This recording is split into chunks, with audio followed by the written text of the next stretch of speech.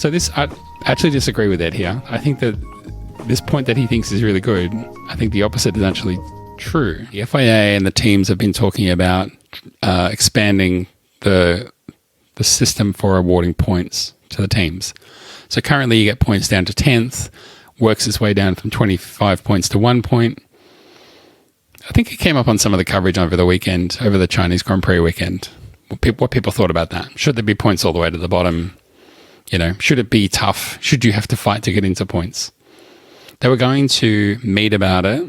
I guess I thought it was just going to be dismissed. But then this from ever-reliable Chris Medland, not Chris Medland, the F1 Commission meeting has ended. On the new point scoring system, it was agreed that further analysis of proposed changes were required with a view to a proposal to be presented to the F1 Commission meeting in July.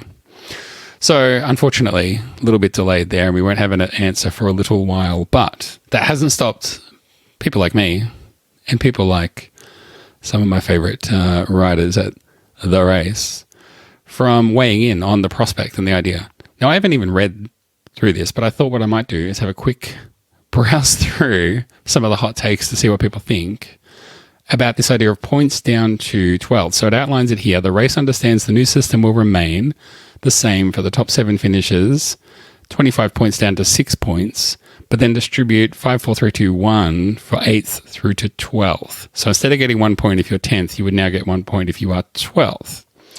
Now, obviously, to a degree, when the teams are racing, they're really trying to get points. That's the primary thing that determines the order of the teams in the constructors and basically how much money they get. We've seen for some teams, the difference between getting no points and 1 or 2 points can mean a difference of, $10 million, $15 million. It could make a big deal. Now, when you're watching a race, if you're keen enough, and you probably are and I am, when you're keen enough to understand that and go, oh, it'd be amazing if Sauber get a point here. I guess the thinking is, well, what if they're running in 12th and 13th and there's a few laps left? What's the incentive for somebody to charge and to attack? I mean, the problem with, yes, expanding it down to 11th and 12th will mean it's more likely for some of those teams that are down the back and don't usually get a chance to get into points. It's more likely for them to get a few here and there, and it will reward them if they perform well more regularly. Obviously, we saw the opportunity of getting, 1 or 2 points had a big impact on teams like Williams recently, right? But that's what's being proposed, points down to 12th. We'll find out in a couple of months what people think about it. But in the meantime, the journalists have all weighed in. So I wanted to just capture some of their thoughts. This first one is Ben Anderson, who says, honestly, I don't see the points. He points out, is this interesting? It's just going to make watching Alpine, Williams, Sauber, Haas, and RB feel like they're not just trying to beat Lance Stroll every race. That's a very good point. And they point out here as well, remember adding a point for fastest lap if you finish in the top 10? What has that achieved? Really nothing. Absolutely right. We may as well have points for every finishing position. That would at least be the fairest way to run things.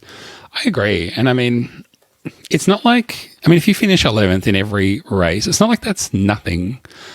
If another team finishes 11th in half of the races and then is all over the backfield for the rest of the races and you finish level with them on points, there's still a count back for positions. So you'll still be positioned ahead of them if you happen to finish equal points and you have done better in terms of your finishing position. I don't know. I just feel like points makes it a little bit better. Someone also said they don't like, and I'm sure we'll have an opinion here that's along these lines, they don't like the idea of points for everybody because then it gives you it's actually less of an incentive to fight. If you're in 11th, fighting for that 1 point is more valuable than being in 10th and going, well, what's my incentive to fight for 9th? 1 extra point? I'm already in the points. So why risk it? There's a lot of mucking around the edges of stuff here. Like, it's almost like we just haven't got enough to think about. We haven't got enough to worry about. We haven't got enough to debate about. Let's debate this. There's much, much bigger fish to fry than this. But look, this is what they want to do. Scott Mitchell-Malm says a more accurate picture. So assuming that means that he is in favour. Yes, it could potentially devalue a points finish, which is what I was kind of just getting at. Points still need to be earned. This system would better reward the teams consistently beating their midfield rivals. So yeah, that's true. So this seems to be, I mean, that's a good point there about, this seems really aimed at the wants and needs of the midfield. Less so the backmarkers, which is probably why they don't want points all the way down. I mean, think about it. If you award points down to 20th and then you retire on the first lap, you would get a point. Do you deserve that? Some would argue maybe not. Maybe they could introduce a thing, though, that says you've got to finish the race, and then we wouldn't see teams artificially retiring a few laps before the end so they can, have a free pass to make some engineering, some parts changes without penalty. Or like recently when we had Sergio Perez retire from the race, then he was given a penalty, then he unretired, served the penalty, then re-retired. Well, if points were in the mix, maybe that wouldn't happen. The main changes would be Haas moving above RB, Williams at 5 points, Alpine's 1. Yeah, a fairer reflector. So, I mean, he's kind of saying here that it would give a fairer reflection of the overall performance of the team. I kind of agree. Instead of looking at the points table and seeing the bottom 3 teams all on 0 points or 1 point or 2 points, this would be like, well, that team's on 10 points and this team's on 1 point, so they must be doing better. But you get that if you had points all the way down as well anyway. F1 hasn't gone far enough, says Glenn Freeman. It took a while for the traditionalist in me to make peace with the change to a 25 points for a win. I've never been a fan of the change to give points up to the top 10, but I understand why it was done. Okay. Opening up the points to an extra 2 places doesn't fundamentally change anything. Yeah, that's true.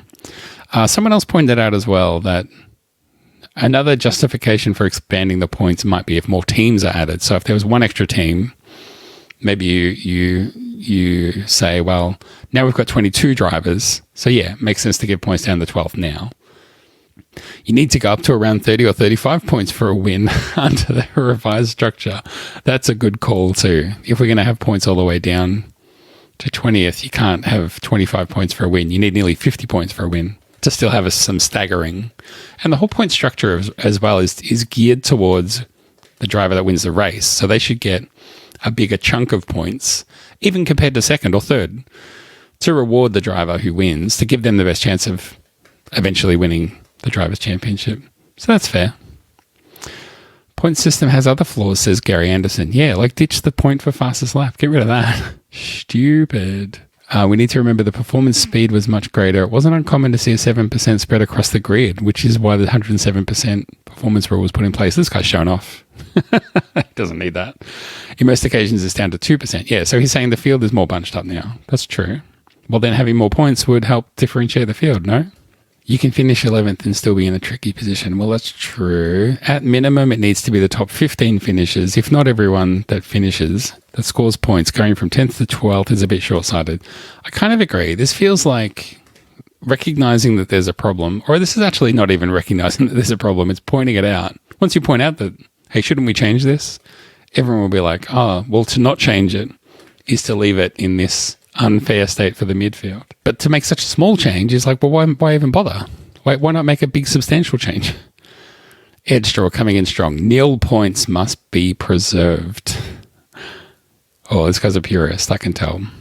Increasing the points paying positions to 12 is logical enough given reliability rates and the desire to better reflect the competitive order down the field, but F1 should go no further. So 12 and then no further, he wants. It's essential to be able to fail to some extent, with 0 points an important measure either of a team or a driver that's underperforming or both. Here we go. Take the case of Lance Stroll in China. Was his 15th place after torpedoing Daniel Ricciardo's RB under the safety car really worthy of points? And what would it have said if the terrible Haas of 2021 could just roll around and pick up points week in, week out? Well, that's the point though, Ed, is that they would score 1 point every week and 2 points every week, where the teams in front of them were scoring 5 or 6, instead of almost sitting level with them outside of the points, right? So this, I actually disagree with Ed here. I think that this point that he thinks is really good, I think the opposite is actually true. Matt Beer, F1 has bigger things to fix. Well, no kidding. Yeah, absolutely. The cars are too big. They still can't overtake appropriately enough. Let's get them overtaking better and make them smaller, and then get rid of DRS. That would be great. That would be a very popular move. I don't want to get rid of DRS as long as overtaking is still next to impossible. But like, hey, let's fix that. We've got a spending cap. It's sort of a good start. We could probably go further there. But there's lots of things about Formula One that we could make better. Points down to 12th is not a bad or offensive decision, but why is F1 even bothering when it has so many other bigger problems? Well, like what? I can't wait to tell. Oh, here we go. This is great.